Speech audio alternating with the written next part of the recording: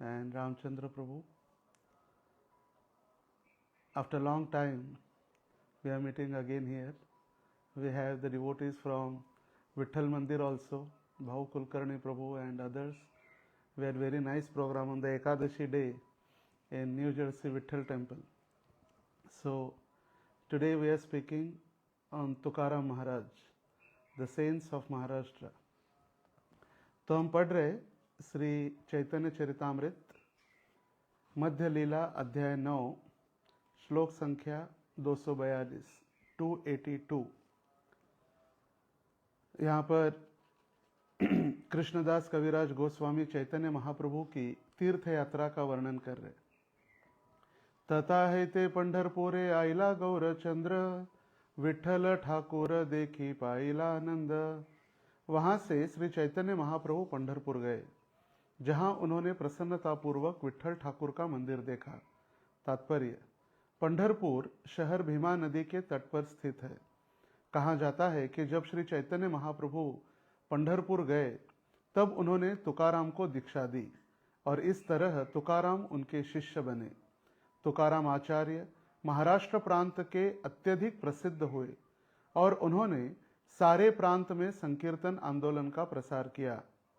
आज भी तुकाराम की कीर्तन टोली बंबई और महाराष्ट्र राज्य में अत्यंत लोकप्रिय है। इनकी लिखी पुस्तक अभंग है। उनकी संकीर्तन टोली गौड़ीय वैष्णव मंडली कीर्तन मंडलियों जैसी है, क्योंकि वे भी मृदंग तथा करताल के साथ भगवान के पवित्र नाम का कीर्तन करते हैं। इस श्लोक में उल्लिखित विठ्ठल देव 2 भुजाओं वाले विष्णु के रूप और वे नारायण हैं।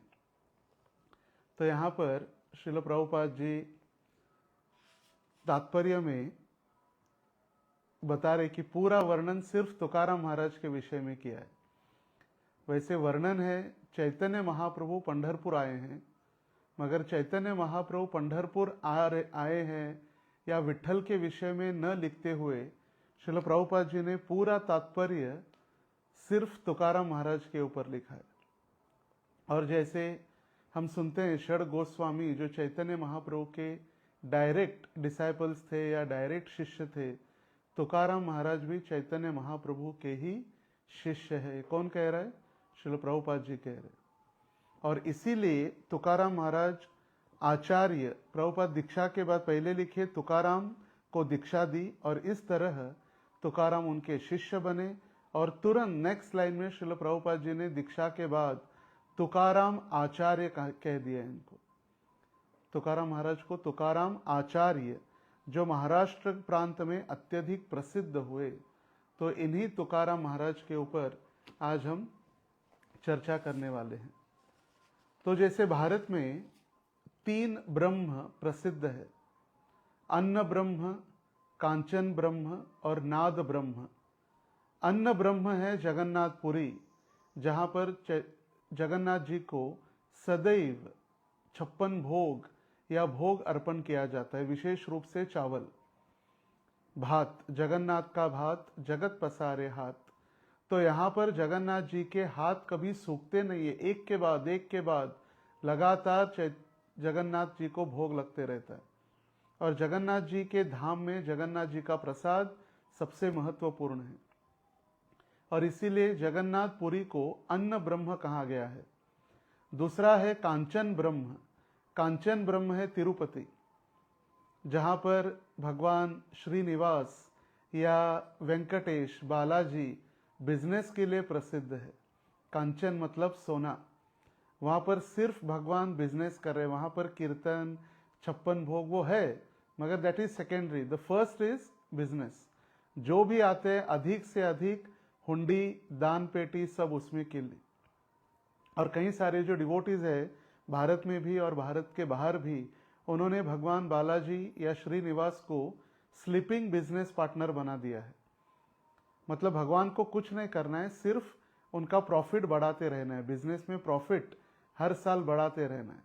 तो 10%, 20%, 25% जो भी पार्टिसिपेशन है बालाजी का, तो उतना वो पेटी में ला के धनराशि भगवान के हुंडी में डालते रहते हैं और या भगवान को दान देते हैं। तो वो है कांचन ब्रह्म।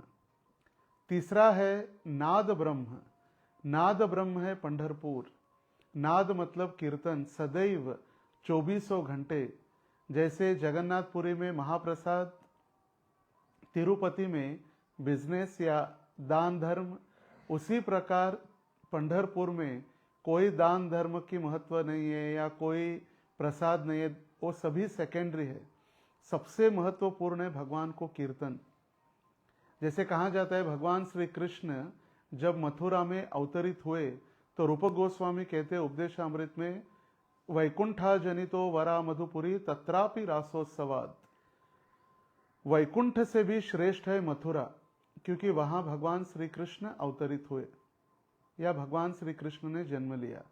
उससे श्रेष्ठ है वृंदावन के 12 वन, जहां पर भगवान श्री कृष्ण ने अपनी बाल लीलाएं की।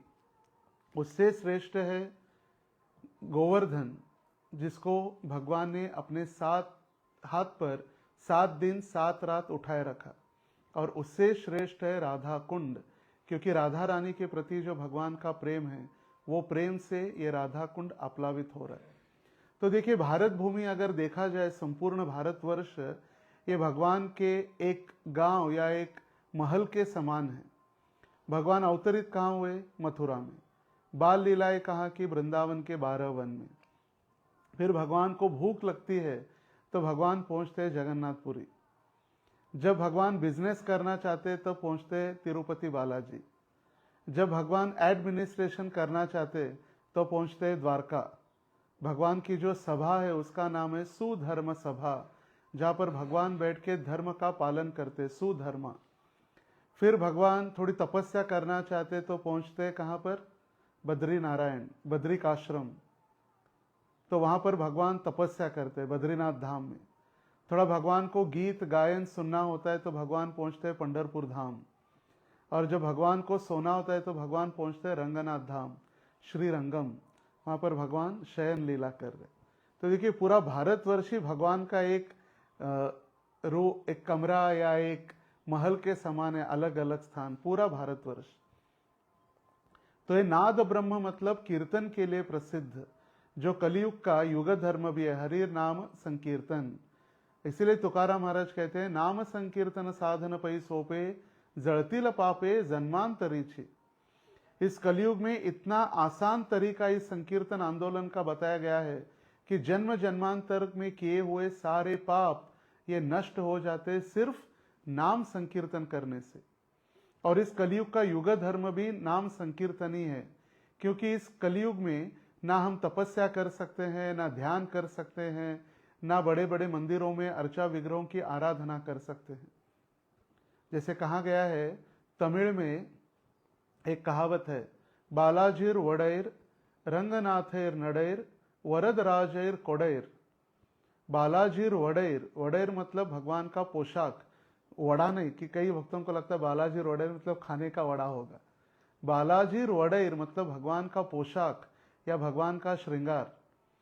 भगवान का मिनिमम बालाजी तिरुपति में श्रृंगार इज 1.5 CR, 1.5 करोड़ कम से कम minimum, with his ornaments, jewellery, मुकुट। तो ऐसी तो हम सेवा नहीं कर सकते। तो इसीलिए नाम संकीर्तन इस कलयुग के लिए कहा गया है। और ये नाद ब्रह्म नाम संकीर्तन के मुख्य आचार्य हुए या प्रमुख भक्त हुए संत तुकाराम, जिन्होंने अपनी वाणी, अपनी शिक्षाएं, अपना जीवन पूरा भगवान के कीर्तन के लिए, नाद ब्रह्म के लिए समर्पित किया। तो तुकाराम महाराज अवतरित हुए 1608 में और इस पृथ्वी पर रहे सिर्फ 42 वर्ष, 1650 तक, 42 ईयर्स ओनली। और 42 ईयर्स में उन्होंने 4,500 से अधिक अभंग लिखे या कविताएं लिखी या भगवान के गुणगान लिखे। जैसे संस्कृत में होता है उनको कहा जाता है श्लोक, बंगाली के श्लोक को कहा जाता है पयार, और मराठी में जो उन्होंने कविताएं या काव्य लिखा उसको कहा जाता है अभंग। और ये सारे अभंगों को एकत्रित करने के उपरांत उसको कहा गया है गाथा, तुकाराम महाराज की गाथा। और इस गाथा में 4,500 अभी हमें प्राप्त है अभंग। इस 500 वर्ष में कितने सारे अभंग वो अलग अलग नष्ट भी हो गए या वो हमें प्राप्त नहीं हुए, कम से कम 4,500 तो हमारे लिए आज उनकी वाणी हम श्रवण कर सकते हैं। तो ये पूरी वाणी ऐसी नहीं कि उन्होंने कविता लिखी या ऐसे भगवान की स्तुति की। जब हम भक्ति में आते हैं तो भक्ति में आने के उपरांत शास्त्र, साधना और सेवा, ये तीनों का महत्व है। शास्त्र, साधना और सेवा, और ये तीनों के आधार पर उन्होंने सारी कविताएं लिखी है। जैसे भीष्म पितामह भागवतम में प्रथम स्कंद के 9वें अध्याय में स्तुति करते, भीष्म स्तुति, और वो कहते हैं भगवान आपकी 16,108 पत्नियां थी, करोड़ों गोपियां थी, फिर भी आप सबसे श्रेष्ठ ब्रह्मचारी है, भोग भोगुनी ब्रह्मचारी। वही तुकाराम महाराज मराठी में लिखते हैं, आप सभी भोग भोगने के उपरांत भी आप ब्रह्मचारी है। तो भागवत है या भगवत गीता है, उसके आधार पर ही और भगवान का साक्षात वो रूप देखकर उन्होंने भगवान की स्तुति की है। तो जहां पर भी उन्होंने भगवान की स्तुति की है वो शास्त्र, साधु और गुरु से सम्मत है। अपने मन से यथापथ तथापथ नहीं, पूरा गुरु, साधु और शास्त्र के आधार पर ही उन्होंने अपनी भक्ति में जीवन का पूरा सिद्धांत प्रस्थापित किए हैं। उनका जीवन शुरुआत में तो बहुत अच्छा चल रहा था, बहुत बड़ा परिवार, और वो सबको जामींदारी थी तो लोन देते थे सबको। गांव में जितने भी गरीब लोग थे उनको लोन देना, उनको आर्थिक मदद करना, आर्थिक सहायता, ये सारा उनका चल रहा था। मगर आने वाले समय में जब गांव में जब बारिश नहीं हुई और अकाल आ गया, तो अकाल के समय बहुत कष्टों से उनको जाना पड़ा। सबसे पहला उनका विवाह 12 साल में हुआ था। उनकी पत्नी ने शरीर त्याग दिया, उनका लड़के ने शरीर त्याग दिया। फिर माँ पिता के कहने से उन्होंने दूसरा विवाह किया। दूसरा विवाह करने के बाद उनकी पत्नी तो भक्त नहीं थी, मगर प्रेम तो बहुत करती थी तुकाराम महाराज के ऊपर। उनको लगता था तुकाराम महाराज जी विट्ठल की भक्ति कर रहे, ये तो काला पत्थर है, कुछ नहीं करने वाला है। इस काले पत्थर ने, इस काले विट्ठल ने मेरे संसार का पूरा नष्ट कर दिया, मेरा पूरा संसार। मेरा पति सुबह उठते ही पूरी रात पूरा दिन विट्ठल विट्ठल करते रहता है, पूरा कोई घर में ध्यान है ही नहीं इनका।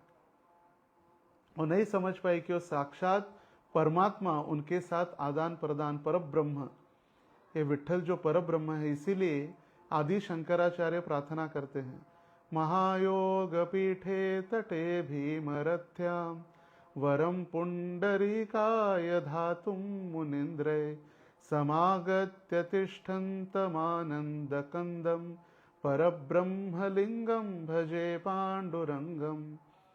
ये परब्रह्म भगवान पांडुरंग के रूप में अवतरित हुए। कहाँ पर?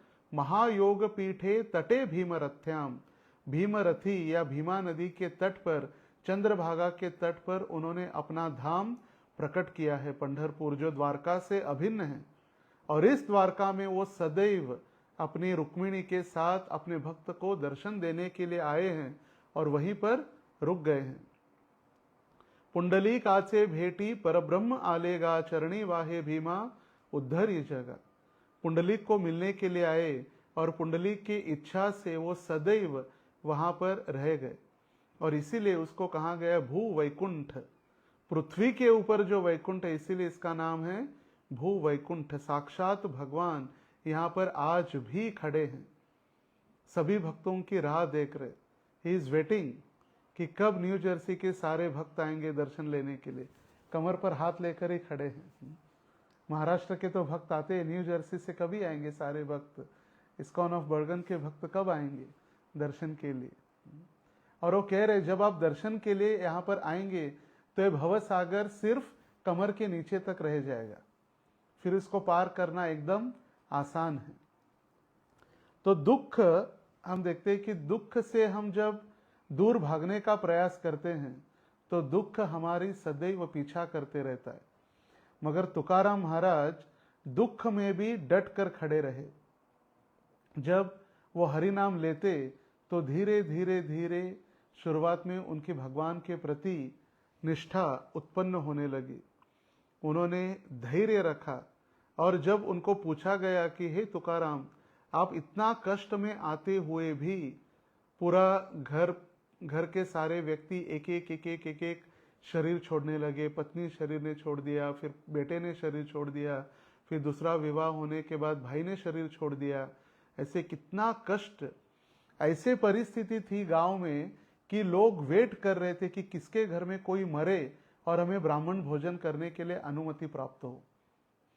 अंतिम संस्कार के लिए लोग वेट करते रहते कि इनके घर में कोई मर गया तो अच्छा है, जल्दी से जल्दी हमको इनके घर में दशक्रिया विधि होगी और हमको भोजन करने के लिए या मिठाई खाने के लिए मिलेगी। इतना गांव में कठिन परिस्थिति थी अकाल के कारण। और उस समय उन्होंने क्या किया, देखा कि पूरा संसार ही इतना कष्ट है। संसार दुख मूळ चोही कडे इंगळ, थारा नाही कोठे रात्रन दिवस तळमळ। इस संसार में हम आए हैं, वही सबसे दुख का मूल कारण है। और जहां भी हम जा रहे हैं कष्ट ही कष्ट है। कष्ट कैसे, जैसे कोयले के ऊपर, तप्त कोयले के ऊपर भागना। अग्नि में तपाने के बाद जो तप्त कोयला होता है, तो कोयले के ऊपर भागना या खड़े रहना इतना आसान नहीं है अग्नि के ऊपर। तो जैसे व्यक्ति कोयले के ऊपर भागते रहता है, ये संसार में कष्ट है, हर बार कष्ट है, हर क्षण कष्ट है। और तुकाराम महाराज ने कहा कि अभी सिर्फ विठल ही, तो उनको जो उनके जो घर के पूर्व निवासी जो थे या उनके पूर्वज थे, उनका एक विठल मंदिर था जो थोड़ा गिरा हुआ था, तो उसकी मरम्मत करने में वो लग गए। पूरा दिन उसमें सेवा, पूरा दिन मंदिर का मेंटेनेंस करने में, पूरा दिन। जो देहो गांव में आज भी है, जहाँ पर तुकाराम महाराज जी का जन्म स्थान है, वहीं पर तुकाराम महाराज जी के विग्रह भी है और वहां पर वो मंदिर है। तो वो कहते हैं, मी गेलो देवाचिया गावा तेथे पाहिला व्यापार, शेवटी न काही उरले तेव्हा वैराग्य आले माझे, पाहता सावकारी व्यवहार जळती कधी न होई समाधान, तुका म्हणे माझा आता अंतर्बाह्य काहीच माझे उरले नाही। मैं व्यापार के लिए भगवान के गांव गया, लेकिन वहां व्यापार पूरी तरह नष्ट हो गया। आखिरकार उससे कुछ भी प्राप्त नहीं हुआ और उसी समय उनके मन में वैराग्य की भावना उत्पन्न हुई। खुदखोरी और व्यापार व्यवहार को देखकर वे कभी संतुष्ट नहीं हुए, केवल दुख चिंता ही मिली।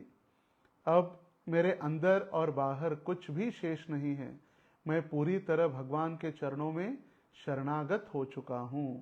काहीच माझे उरले नाही, अभी कुछ नहीं बचा है। वो कहते हैं, पापाची वासना नको दाऊ डोळा, त्याहुनी आंधळा बराच मी, निंदेचे श्रवण नको माझे कानी, बधिर करोनी ठेवी देवा, पापाचे बोलणे नको माझे मुखा, त्याहुनी मुक्का बराच मी, तुका म्हणे मज अवघाची कंटाळा, तू एक गोपाळा आवडीशी।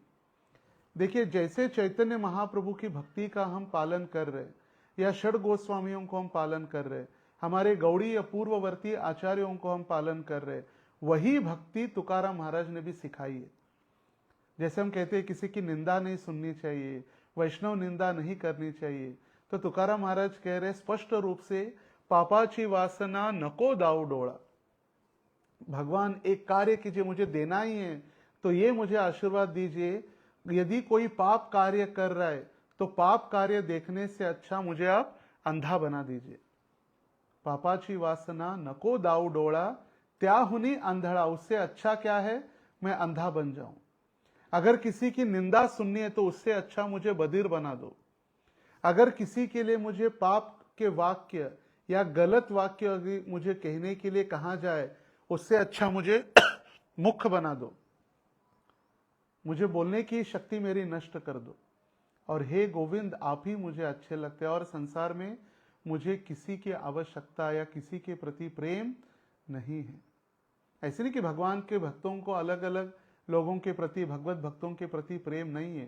प्रेम संसार में है, मगर प्रेम भगवान से जब करता है तो आसक्त होकर करता है, क्योंकि भौतिक संसार के जितने भी लोग हैं वो कुछ समय बाद वो हमसे बिछड़ने वाले ही है। तो आशा ही परमो दुखम, आसक्ति अगर बढ़ जाती है तो फिर दुख बढ़ जाता है। जैसे भागवत के 7वें स्कंद में वर्णन है, जब हिरण्यकशिपु ने देखा कि नारायण वराह रूप में आकर उन्होंने हिरण्याक्ष को मार दिया है और हिरण्याक्ष का उद्धार नारायण ने मारने के बाद वो हिरण्याक्ष का शरीर घर में पड़ा हुआ है और हिरण्याक्ष की पत्नी, हिरण्यकशिपु की पत्नी, हिरण्यकशिपु की माँ दिति, ये सारे लोग रो रहे घर में। और उस समय हिरण्यकशिपु प्रचार कर रहे भगवत ज्ञान। और यदि आप सुनेंगे हिरण्यकशिपु उवाच, ऐसा लगेगा भगवत गीता ही हम सुन रहे, श्री भगवान उवाच, एज इट इज, कोई डिफरेंस नहीं है। जैसे भगवान भगवत गीता में कह रहे कि शरीर नश्वर है, आत्मा शाश्वत है, वही ज्ञान पूरा। और उदाहरण दे रहे हिरण्यकशिपु कि हम जैसे भौतिक संसार में देखते हैं, गर्मी के सीजन में विशेष रूप से भारत में हम देखते हैं कि लोग गर्मी के दिनों में एकत्रित होते हैं जहां पर पानी पीने की व्यवस्था की जाती है, पानी की व्यवस्था की जाती है, पीने के पानी।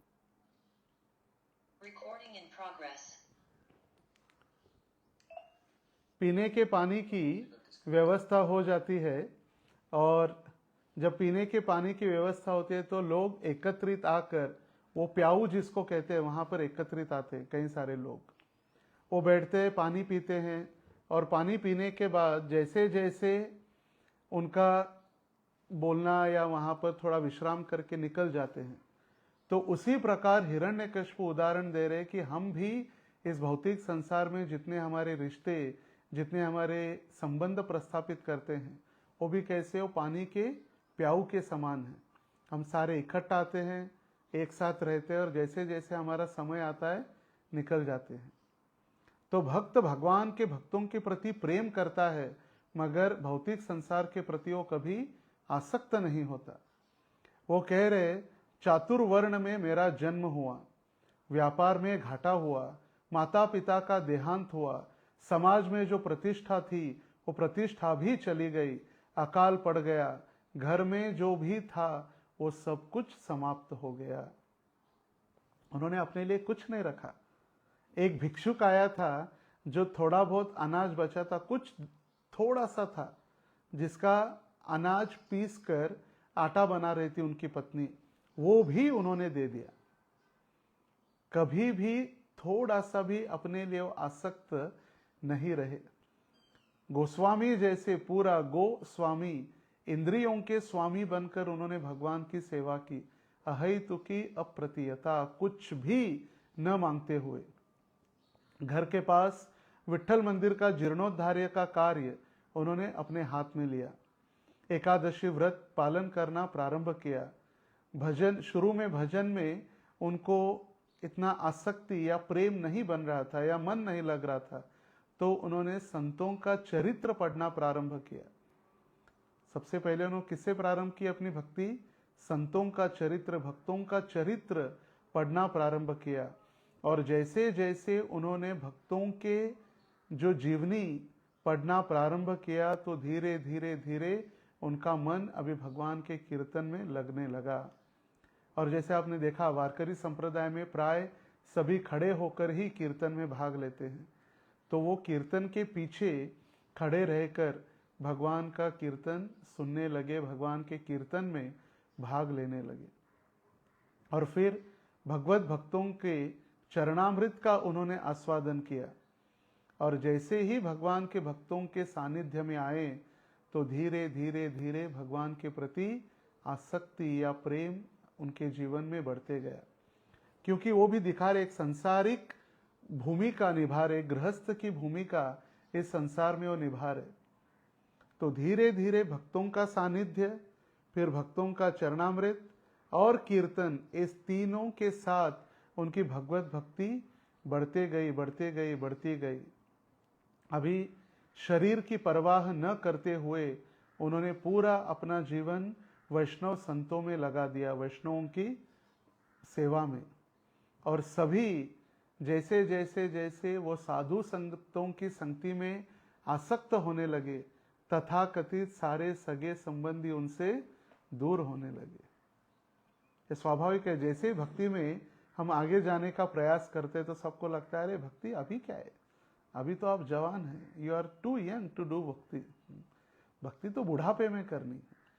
मगर बूढ़े होंगे नहीं होंगे गारंटी कहाँ है, जवानी में चले जाएंगे तो। जैसे एक छोटा सा जोक है मगर वो हमारे लिए रिलेट करता है।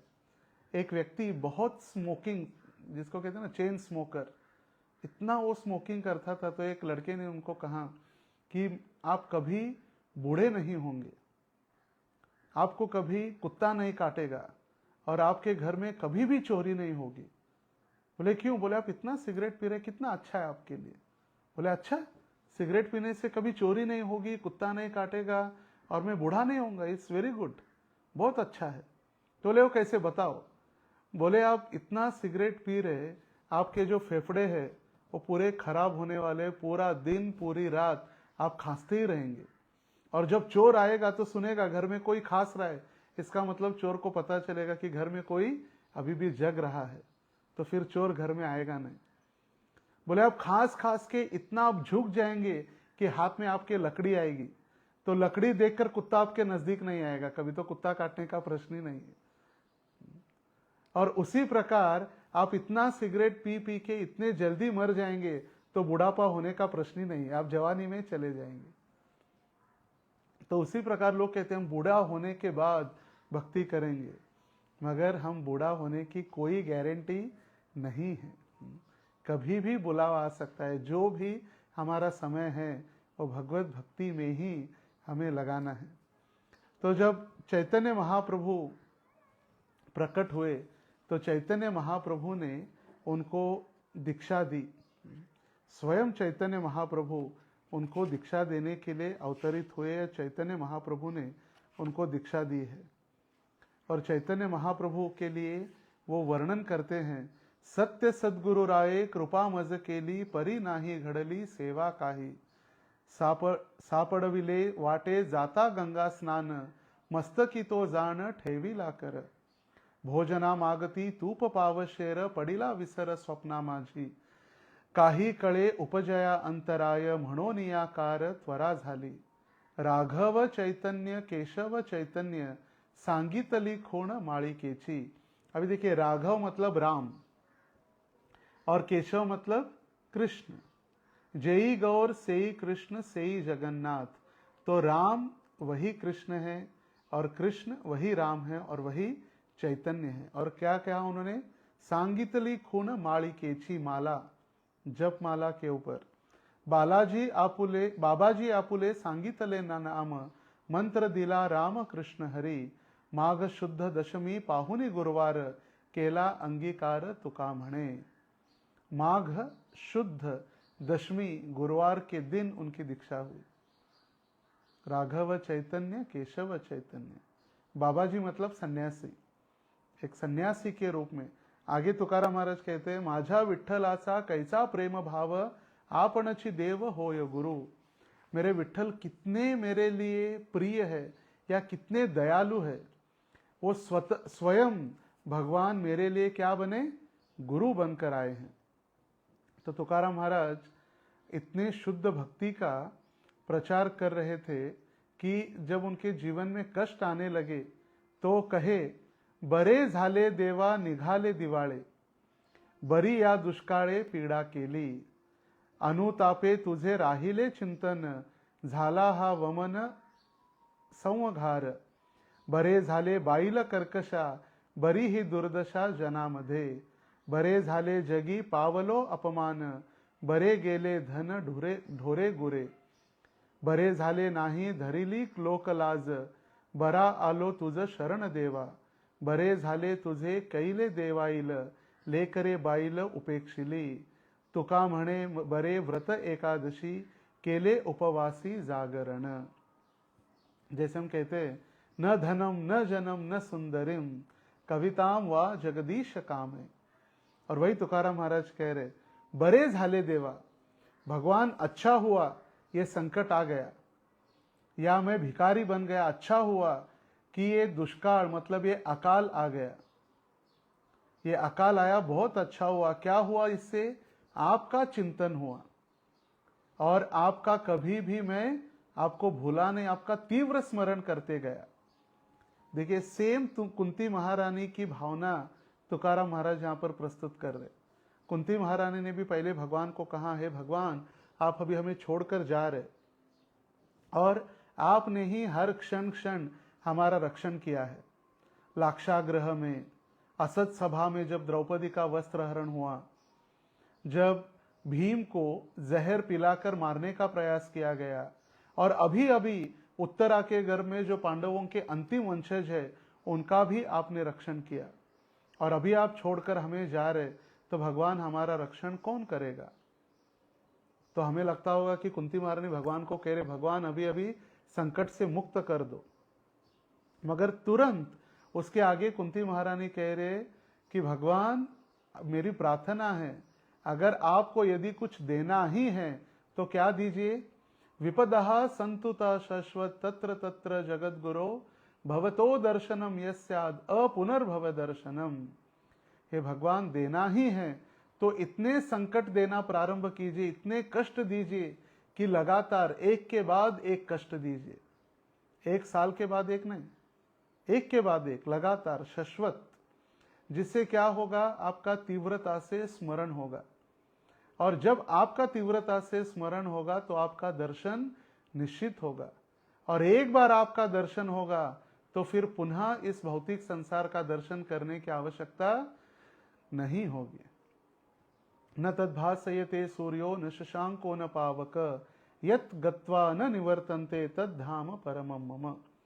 भगवान कहे अर्जुन को, हे अर्जुन मेरे धाम में ना सूर्य की आवश्यकता है या चंद्र की शीतल की आवश्यकता है, जो भी मेरे धाम में आता है, जो स्वयं प्रकाशित धाम है, एक बार वहां आने के बाद वापस जाना नहीं है। तो इसीलिए तुकाराम महाराज कह रहे कि अनुतापे तुझे राहिले चिंतन, जितना कष्ट हो रहा है उससे क्या होगा? मेरा आपका चिंतन बढ़ रहा है। बरे झाले बाईल कर्कशा, आज तुकाराम महाराज अपने पत्नी के लिए कह रहे, अच्छा हुआ भगवान आपने मुझे ऐसी पत्नी दी, कर्कशा मतलब सदैव झगड़ालू, जो सदैव मेरे साथ झगड़ा करते रहती है, जिससे क्या होगा? बरी है दुर्दशा जनामदे, तो सारे संसार में मेरी जो अवस्था हुई, मेरा इंसल्ट हुआ, इससे मेरा सारा अहंकार भी नष्ट हो गया, जो मेरा अभिमान था, क्योंकि कहीं भी और डांटने लगती थी, कहीं भी किसी लोग कुछ नहीं। एक बार तो तुकाराम महाराज का लड़का बहुत बीमार था, बुखार के कारण बहुत बीमार और बहुत वीक हो चुका था। तो जैसे ही तुकाराम महाराज आए, उन्होंने वो लड़के को लेकर उनको गोदी में पटक दिया जोर से, बोले देखो तुम दिन रात विठल विठल कर रहे, इस लड़के का ध्यान कौन रखेगा? ये मरने के लिए तैयार है, आपको कोई चिंता नहीं है संसार के लोगों की या अपने परिवार की, दिन रात विठल विठल विठल विठल करते रहते हो, कौन इसका ध्यान देगा? तो उन्होंने विठल जो बच्चा था उनका, उसके सर के ऊपर हाथ रखा और 2-3 बार सर से हाथ घुमाया और कहे, बाड़ा मन बगो पांडुरंग। और बच्चे को कहने लगे, बोलो पांडुरंग। और वो बच्चा पांडुरंग कहने वाला ही था। उनके पत्नी को उतना गुस्सा आया कि उनके पैर पकड़कर, बच्चे के पैर पकड़ लिए और खींचते खींचते खींचते खींचते लेकर गई सीधा विठल मंदिर में, और विठल के सामने पटक दिया जोर से। बोले देख, और हाथ में लेकर गई थी चप्पल, शूज, तुकाराम महाराज की एक फटी चप्पल लेकर गई और भगवान को दिखा रहे थे, देखो विठल, ये इसका बाप दिन रात विठल विठल विठल कर रहा है और इसका ध्यान रखने वाला कोई नहीं है, अभी के अभी इसको ठीक करो, नहीं तो ये चप्पल आपके कान के नीचे बजेगी। और जैसे ही विठल की कृपा से तुरंत वो लड़का ठीक हो गया। देखिए भगवान जैसे कहते हैं ना कि मुझे ब्राह्मणों की बड़ी बड़ी स्तुति, वेदों के वाक्य या पुराणों की स्तुति से मैं प्रसन्न नहीं होता, जितने गोपियों के गाली से मैं प्रसन्न होता हूँ। ब्रज की गाली जो है, जब मुझे कहते हैं, डांटते हैं ब्रजवासी, तुम ही कौन बड़ो लोग, तुम ही आमी सम, तुम कौन बड़े हो, घर में रहेंगे बड़े। भगवान कहते थे, तुम्हें पता नहीं मैं नारायण हूँ, मैं चतुर्भुज नारायण हूं। बोले नारायण तुम्हारे घर में रहो, अभी तुम इधर खेल में हार चुके हो, उठाओ और हमें घुमाओ भी अपने कंधे के ऊपर बैठा कर। तो उसी प्रकार भगवान तुरंत उनके भक्त को वो पीड़ा देखकर उन्हें ठीक किया। कितना विश्वास है देखिए, यही विश्वास है। कभी कभी भक्त भी क्या थे, भौतिक जगत में भी लोग या सभी भगवान की पूजा तो करते हैं, भगवान के विग्रहों की पूजा, मगर उनको पता नहीं साक्षात भगवान वहां पर उपस्थित है। मूर्ति नाही तुम्ही साक्षात ब्रजेंद्र नंदन, ये कोई पत्थर की मूर्ति नहीं, साक्षात भगवान वहां पर उपस्थित है। तो उनके पत्नी का विश्वास देखिए कितना है कि वो तुरंत तो लेकर गए और चप्पल के साथ अभी के अभी ठीक करो। इसका मतलब वहां पर भगवान नारायण या विठल वहां पर उपस्थित है। जब ये गांव के बड़े बड़े पंडित साधु संतों ने देखा कि भगवान की इतनी विटंबना या भगवान के प्रति इतना अपराध हो रहा है, भगवान के ऊपर चप्पल चलाई जा रही है, तो ऐसे ही तुकाराम महाराज पीछे पीछे भागते भागते जब आए, उन्हें देखा तो सारे साधु संतों ने कहा कि आपके पत्नी ने इतना भयंकर बड़ा अपराध भगवान के प्रति किया, इसीलिए आपके लिए दंड है कि आज से आप विठ्ठल मंदिर में नहीं आएंगे, आपके लिए मंदिर के दरवाजे हमेशा के लिए बंद है। तो तुकाराम महाराज दयनीय होकर प्रार्थना करने लगे, विठ्ठल आजचं दर्शन हेच माझं जीवन, भगवान का दर्शन ही मेरा जीवन है और आप मेरा दर्शन ही बंद कर रहे। तो उस दिन भगवान को उन्होंने प्रार्थना की, भगवान आप मुझे एक बार ये पूरा दर्शन, पूरा आंख भर के मुझे दर्शन दीजिए, मुझे पता नहीं अभी अगला दर्शन आपका कब होगा।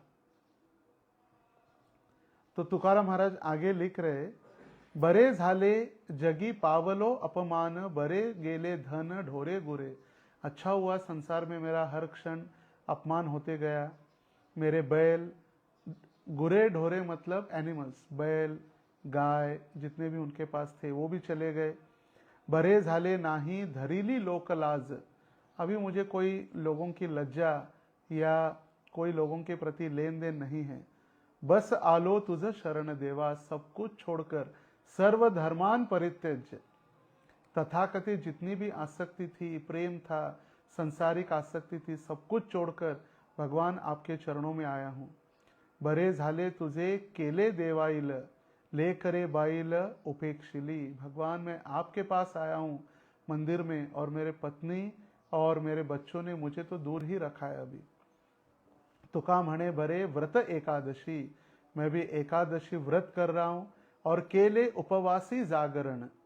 ये पद्धति है, जब हम एकादशी करते हैं तो एकादशी के रात्रि को जागरण होता है, पूरी रात जग के भगवान की स्तुति, भगवान की नाम जप या कीर्तन होता है। जब एक बार तुकाराम महाराज जब देहू गांव में थे और शिवाजी महाराज की आयु प्राय 20-21 थी, उनके दोनों के आयु में 20 साल का अंतर था, शिवाजी महाराज और तुकाराम महाराज।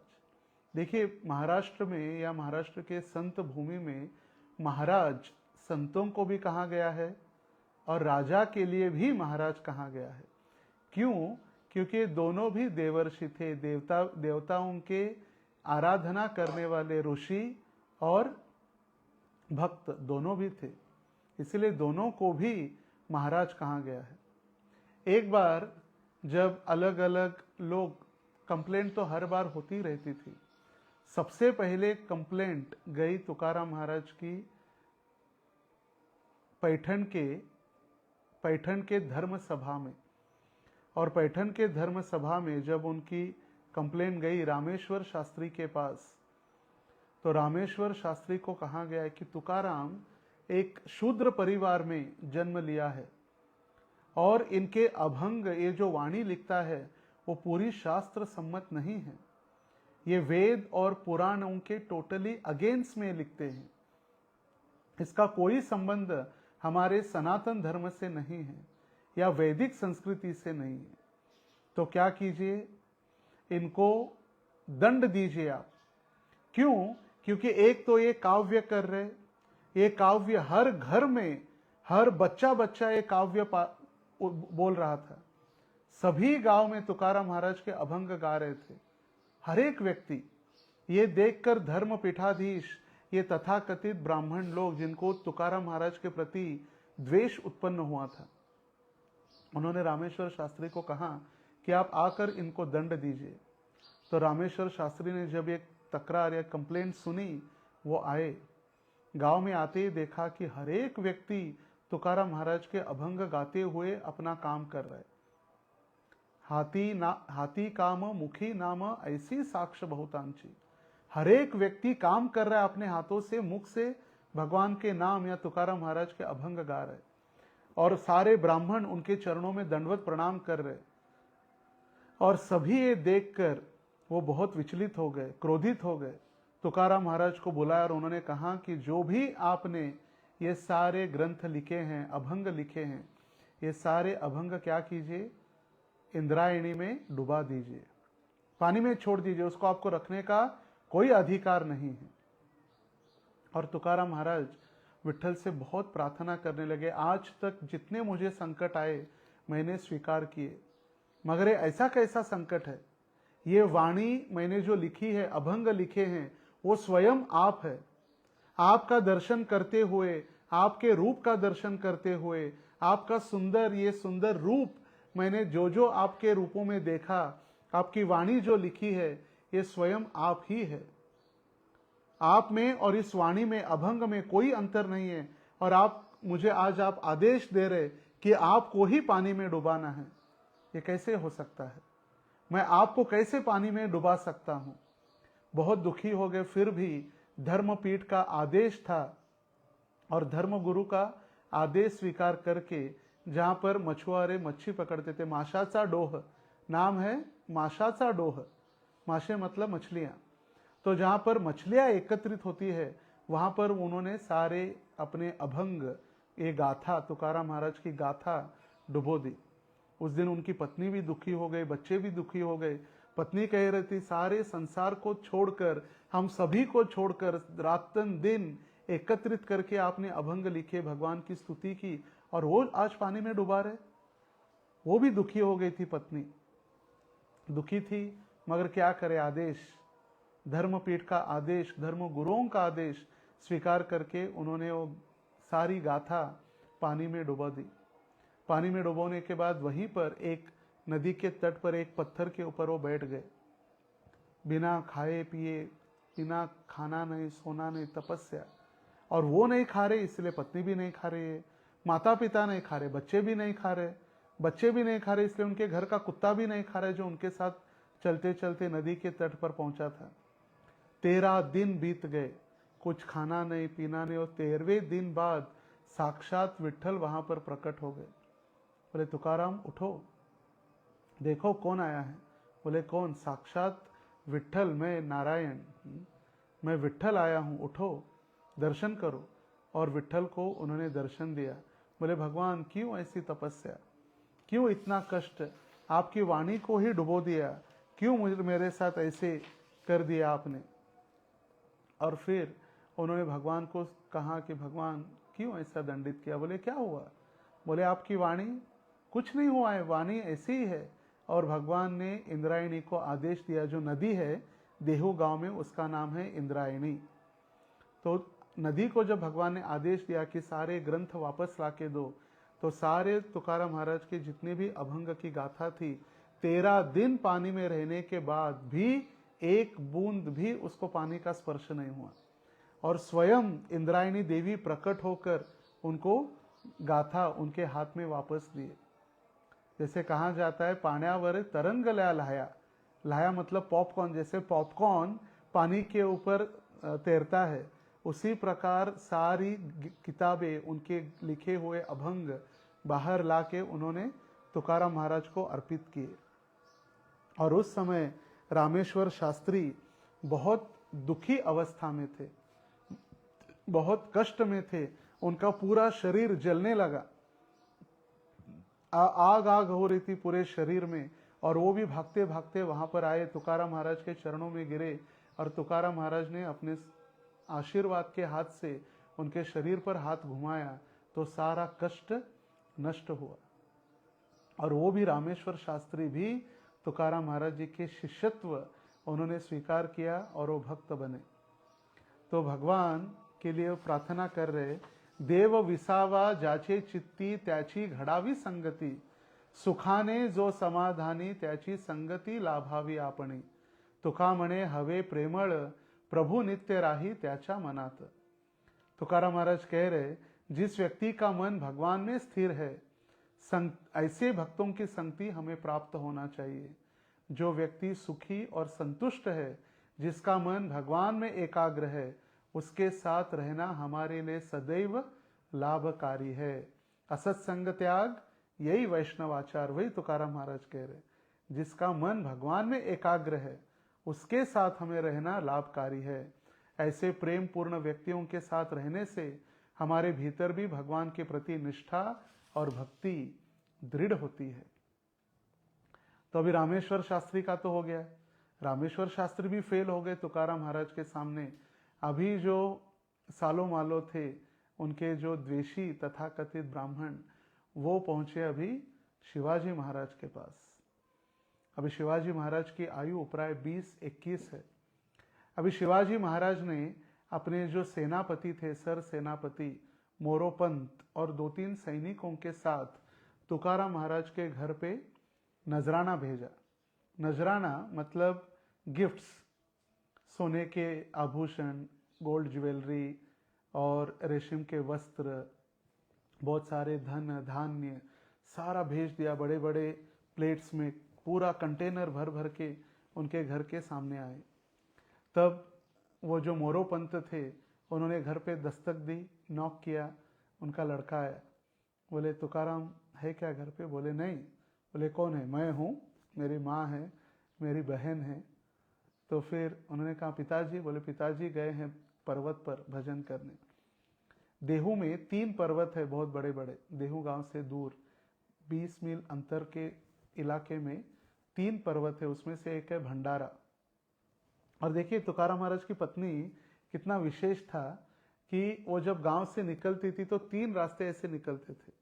तो वो चौक में जाकर कान लगाती थी जमीन पर, और कान लगाने के बाद जिस पर्वत पर तुकाराम महाराज भजन कर रहे उसकी आवाज उसको सुनाई देती, और वो पहचान जाती तुकाराम महाराज आज कौन से पर्वत पर भजन कर रहे या गायन कर रहे, और उनको भोजन देने के लिए जाती, प्रसाद देने के लिए। एक दिन ऐसा नहीं हुआ कि तुकाराम महाराज की पत्नी उनको छोड़कर खाई होगी। ये नहीं सोचा चलो अपना पति दफ्तर गया, ऑफिस में, चलो हम खा पी के सो जाते हैं, आने के बाद गर्म करके खा लेगा। नहीं, कभी नहीं। तो जब तो ये मोरोपंत आए अपने नजराना के साथ, गिफ्ट आइटम्स के साथ, तो उनकी पत्नी तो बहुत खुश हो गई देखकर। उसको लगा मेरे देवी मंगड़ाई का आज बहुत कृपा हो गई, माहेराची मंगड़ाई, मेरे मायके की मंगड़ाई जो देवी है उसकी बहुत कृपा हो गई आज, इतना सारा धन एकत्रित मिला है, बहुत अच्छा है। तुरंत उन्होंने पूछा किसके लिए? बोले हमारे लिए। बोले हाँ आपके लिए है। तो तुरंत वो गहने पहनने लगी। वो लड़के आए तो लड़कों को भी मोरोपंत और सैनिकों ने उनको तैयार किया, राजा जैसा वेशभूषा बनाया, रेशम के वस्त्र, ज्वेलरी, सारा सब कुछ। इतना देखकर बहुत प्रसन्न हो गए, बहुत प्रसन्न। अचानक से अगर कोई हमें भी ला के दे तो कितना हम आनंदित हो जाएंगे। बोले बहुत भगवान की कृपा हो गई, भगवान ने छप्पर फाड़ के दे दिया आज तो एकदम से। तो भी ऐसे ही प्रसन्न हो गए। थोड़े देर में जब तुकाराम महाराज आए, एक तो पहले पहचाना ही नहीं अपने परिवार के सदस्यों को। बोले कौन है सारे? तो फिर तुकाराम महाराज की पत्नी कहने लगी ये तो मैं ही हूँ, आपकी पत्नी। मैं, अरे ये कैसे सारे ज्वेलरी कहाँ से आई है सारी? बोले इन्होंने ला के दिया है। तो सबसे पहले वो पत्नी के पास गए, पत्नी के सर के ऊपर या जो गले में माला पहनी थी वो सारी निकाल के उन्होंने जमीन पर फेंक दी। अम्हा घरी धन मूर्ति के समान। अम्हा घरी धन, धन मतलब जो प्रॉपर्टी या जो सोना वगैरह है ये मिट्टी के समान है। मूर्ति का मतलब मिट्टी। अम्हा घरी धन मूर्ति के समान, परद्रव्य पर नारी झाली विषाची परी। दूसरों का धन और दूसरों की पत्नी हमारे लिए विष से भी भयंकर है। तो तुरंत गहने उतार कर जमीन पर फेंक दिए। फिर जैसे माँ के गहने फेंक रहे तो बच्चे भी समझ गए कुछ तो गड़बड़ है, तो बच्चों ने भी अपने सारे गहने कपड़े निकाल के जमीन पर फेंक दी, और जो फटी टोपी थी वो टोपी पहन ली उनके लड़के ने। और ये सब दृश्य देखकर मोरोपंत आश्चर्यचकित हो गए। मोरोपंत ने कहा, छत्रपति शिवाजी महाराज ने आपके लिए नजराना भेजा है और आप इसको स्वीकार नहीं कर रहे? बोले नहीं, मुझे आवश्यकता नहीं है। हम ही विष्णु दास, मैं जो विष्णु का दास हूं, हम कभी भी ऐसे आसक्त नहीं होते, लेके जाओ सारा। बोले छत्रपति शिवाजी महाराज को आपको मिलने की इच्छा है, चलिए मिलने के लिए। तो तुकाराम महाराज कहे, वो बहुत बड़े राजा है, राजश्री है, वो अपने स्थान पर ठीक है, मैं मेरे स्थान में ठीक हूं, और मैं उनके पास जाकर ये हड्डी और ये मांस का शरीर उनके पास लेकर जाकर मुझे क्या मिलने वाला है? और मेरे लायक उनको देने के लिए भी उनके पास कुछ नहीं है। तो क्यों इतना जाने के लिए, आने के लिए समय व्यर्थ गंवाना है? समय व्यर्थ गंवाने से अच्छा मैं भक्ति में लगा रहूं, और ये टाइम वेस्ट नहीं करना है। अव्यर्थ कालत्वम। देखिए, भक्त कभी भी समय व्यर्थ नहीं गंवाते। बोले इसका मतलब आप नहीं आएंगे तुकाराम महाराज को मिलने? बोले नहीं। तो ये आश्चर्य देखकर तुरंत शिवाजी महाराज जो आए थे वहां पर और छुप कर बैठे थे, नजदीकी घर के पास छुप कर बैठे थे, और शिवाजी महाराज वहां से तुरंत भागते भागते आए और छत्रपति शिवाजी महाराज ने तुकाराम महाराज के चरणों का आश्रय लिया। और तुकाराम महाराज प्रसन्न हुए उनको देखकर, और उन्होंने कहा, देखो यदि करना है आपको, मुझे सेवा करनी है, तो मेरी एक आदेश का पालन करो। और तुकाराम महाराज कहते हैं, आम्ही तेणे सुखी म्हणा विठ्ठल विठ्ठल मुखी, तुमसे येर वित्त धन ते मज मूर्ति के समान, कंठी मिरवा तुळशी व्रत करा एकादशी, म्हणवा हरीचे दास तुका म्हणे मज हीच आस। देखिए, तुकाराम महाराज एक राजा के पास, जब राजा आया है सोना चांदी गहने लेकर, वो सब कुछ छोड़कर क्या कह रहे? आम्ही तेणे सुखी। मैं कब सुखी बनूंगा? जब आप विठ्ठल विठ्ठल बोलेंगे, भगवान का नाम लेंगे, भगवान का आप नाम लीजिए, तब मैं सुखी होऊंगा। तुमसे येर वित्त धन, ये जो आपने धन धान्य ला के दिया है, ये सोना चांदी ला के दिया है, ते मजम मूर्ति के समान। मूर्ति मतलब मिट्टी, ये मेरे लिए मिट्टी के समान है। कंठी मिरवा तुलसी, कंठ में तुलसी माला धारण करो। ये क्या आदेश तुकाराम महाराज किसको दे रहे? छत्रपति शिवाजी महाराज, रहते थे सम्राट जिसको कहा जाता है। कंठी मिरवा तुलसी व्रत करा एकादशी, एकादशी का व्रत कीजिए। म्हणवा हरि से दास, आप क्या बनो? हरि के दास बनकर आपकी ख्याति होनी चाहिए। सबको कहो मैं हरिदास हूं। म्हणवा हरि से दास, तुका म्हणे मज हीच आस। तुकाराम महाराज कह रहे, मेरी एक ही इच्छा है बस, और कोई इच्छा नहीं है। देखिए, ये है तुकाराम महाराज, जिन्होंने सब कुछ घर में आया हुआ, मांगा तो नहीं किसी से, और आया तो भी उसको कभी उन्होंने स्वीकार नहीं किया। एक बार एक वेश्या को भेज दिया उनके घर पे, और वो वेश्या को देखते ही उन्होंने प्रणाम किया। वेश्या को देखते ही उन्होंने प्रणाम किया। पहले तो उनके पत्नी ने उस वेश्या को बाहर निकाल दिया था, बोले घर से बाहर निकाल। मगर तुकाराम महाराज के ऐसे दूसरों के शरीर के ऊपर हमें कष्ट नहीं देना चाहिए। और तुकाराम महाराज को जो पता चला है वेश्या है, उन्होंने प्रार्थना की, हे इतना सुंदर शरीर, ये सुंदर रूप, सुंदर लावण्य आपको प्राप्त हुआ है, क्यों इसको आप वेस्ट कर रहे ऐसे गलत कार्यों में? भगवान के भक्त बनो, भगवान की भक्ति करो। और वो रोने लगे, और उन्होंने भी शुद्ध भक्ति का मार्ग स्वीकार करके तुकाराम महाराज की शिष्या बनी। सेम जैसे हरिदास ठाकुर के पास हीराबाई गई थी उनको पतित करने के लिए, और 3 दिन उनके साथ बैठकर हरिदास ठाकुर ने जप किया। और फिर तीसरे दिन उनको गलती का पता चला कि मैं तो हरिदास ठाकुर को पथभ्रष्ट कराने आई थी, मगर मैं बहुत बड़ा अपराध कर रही हूँ, क्योंकि ये तो बहुत बड़े संत शुद्ध भक्त है। और फिर हरिदास ठाकुर ने कहा कि माला ले लो, इस तुलसी महारानी की सेवा करो, और हर रोज 1 लाख नाम जप करो, और आपका नाम क्या होगा? लक्ष्य हीरा। हीराबाई क्या बनी? लक्ष्य हीरा बनी। तो इसी प्रकार जो भी चैतन्य तुकाराम महाराज के संपर्क में आता वो सारे भक्त बन जाते और शुद्ध भक्ति स्वीकार कर लेते। तो ऐसे उनकी और जीवनी हम नेक्स्ट वेडनेसडे संगा में उसको कंटिन्यू करेंगे। अभी अगर किसी के कोई कमेंट्स है या एनी क्वेश्चन और any comment if anyone has. ऐसे बहुत सारी, क्या 1 घंटे में तुकाराम महाराज की गाथा बताए।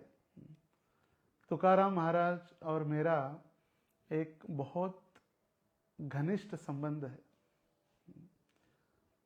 क्यों घनिष्ठ संबंध है? जैसे परम पूज्य श्री लोकनाथ स्वामी महाराज जी को श्रील प्रभुपाद जी पत्र लिखे 30th जुलाई 1977। Our Lokanath Swami is just like saint Tukaram. Our Lokanath Swami just like saint Tukaram.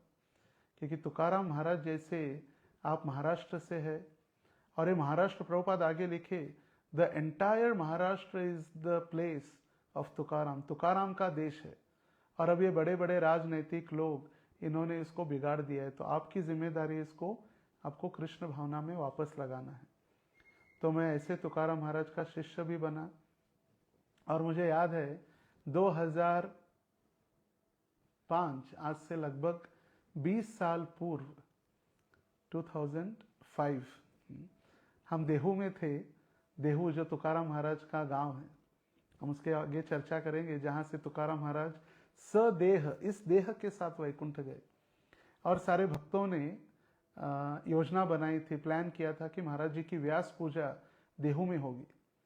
इस साल 2005 में देहू में तुकाराम महाराज के जन्म स्थान पर। और उस समय हम नए नए थे, 2-3 साल ही हुए थे भक्ति में आकर, और हमें आदेश मिला कि ड्रामा करना है तुकाराम महाराज का। कल व्यास पूजा है और आज हमें भक्तों ने बताया, महाराज जी ने इच्छा व्यक्त की कि तुकाराम महाराज का ड्रामा करो। तो शाम तक, तो उस समय कोई एंड्रॉयड फोन्स या लैपटॉप्स वगैरह तो कुछ थे नहीं, सीडी चलती थी, छोटी सीडी। तो हमारे एक भक्त है रास मंडल प्रभु, मोरक्को, मुसलमान है, रशीद छाजिया, मोरक्को से है। तो उनके पास सिर्फ लैपटॉप था, सारे डिसाइपल कम्युनिटी में एक लैपटॉप। तो उसमें हमने सीडी लाई, सीडी डालकर पूरा दिन, आषाढ़ी एकादशी के दिन वो पूरा दिन हम ड्रामा ही देखते थे। देखे देखे देखे, और फर्स्ट रिहर्सल वो जो हुई वो ऑन द स्टेज इवनिंग में प्रोग्राम के बाद, और उसमें मैंने तुकाराम महाराज का रोल किया था। तुकाराम महाराज का रोल ही मुझे दिया गया था, इसलिए तुकाराम महाराज का और संबंध जो है बहुत घनिष्ठ संबंध है। और फिर उसके बाद 2006 में जब मेरा इनिशिएशन हुआ, तो फिर महाराज जी ने कहा योर नेम इज कृष्ण भक्त। कृष्ण भक्त मीन्स कृष्ण भक्त तुकाराम, वो कनेक्शन जोड़ दिया था। कृष्ण भक्त मतलब कृष्ण भक्त Tukaram. So I am very happy to be here with all of you to share few teachings and lessons from the life and teachings of Tukaram. तो बहुत बहुत धन्यवाद। और सभी भक्तों को इस्कॉन बरगन के और विट्ठल मंदिर के भी कई सारे भक्त आज ज्वाइन किए हैं भाव कुलकर्णी के मार्गदर्शन से। पिछले बार भी उन्होंने ज्वाइन किया था, मगर आई वॉज थोड़ा सिक, मैं थोड़ा बीमार था, इसलिए नहीं ज्वाइन कर पाया। तो कृष्ण भक्त नहीं तो गोविंद भक्त तो थे। तो गोविंद भक्त प्रभु ने लास्ट टाइम एकनाथ जी के विषय में कहा था, संत एकनाथ। तो I am very grateful to all of you, आपने मुझे संधि दी। और पुनः हम इसको कंटिन्यू करेंगे नेक्स्ट वेडनेसडे संगा में, तुकाराम महाराज की और शिक्षाएं, और वो कैसे इस धाम वापस चले गए। सिर्फ 2 भक्त अपने देह के साथ गए हैं वैकुंठ, एक ध्रुव महाराज और दूसरे ये तुकाराम महाराज। तो उनकी जीवनी हम आगे कंटिन्यू रखेंगे। हरे कृष्णा कृष्णा कृष्णा हरे हरे, हरे राम राम राम हरे हरे। संत शिरोमणि तुकाराम महाराज की जय।